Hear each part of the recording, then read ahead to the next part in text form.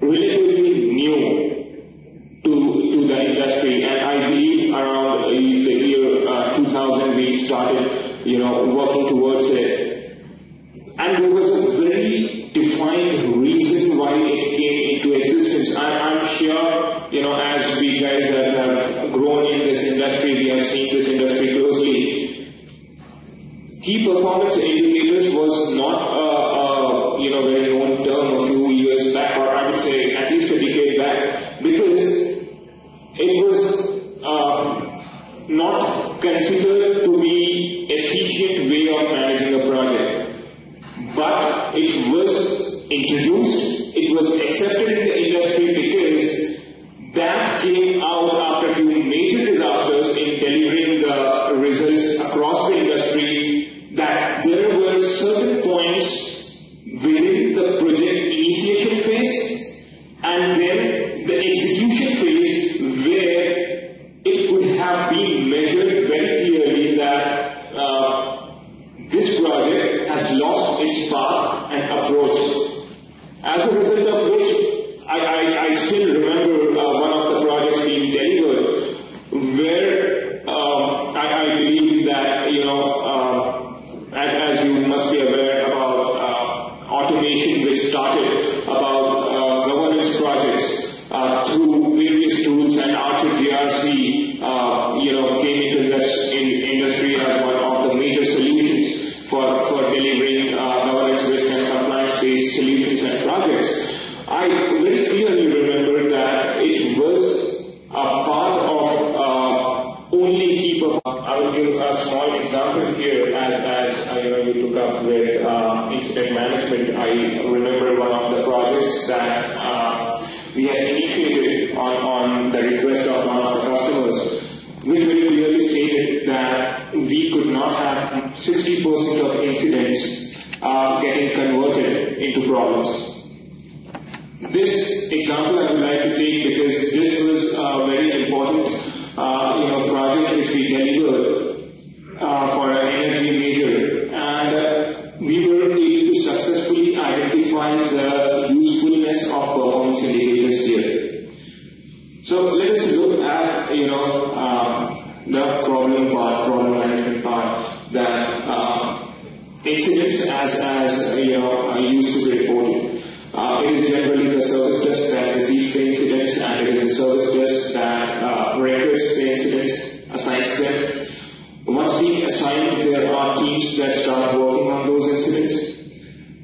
They might or might not need to raise change requests to make changes, to take care or to ensure that incidents are. Don't worry about all these things.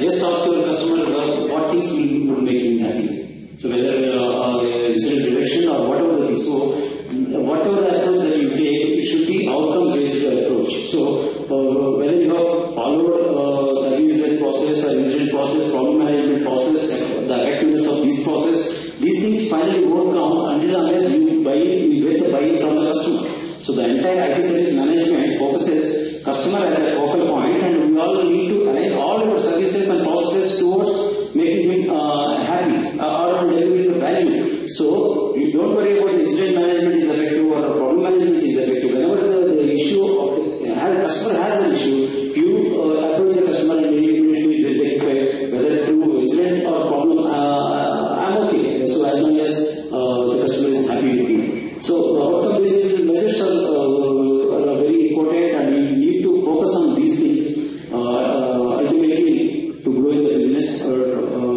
to see further. So that's my point.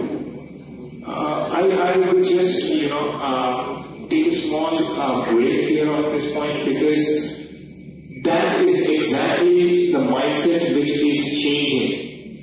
If you remember the IT industry maybe a decade back, we the service providers, let it be through in the form of project delivery or infrastructure management, were focused towards making the customers happy.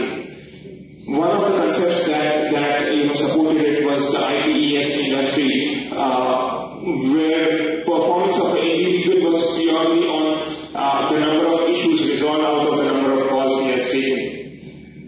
Now look at the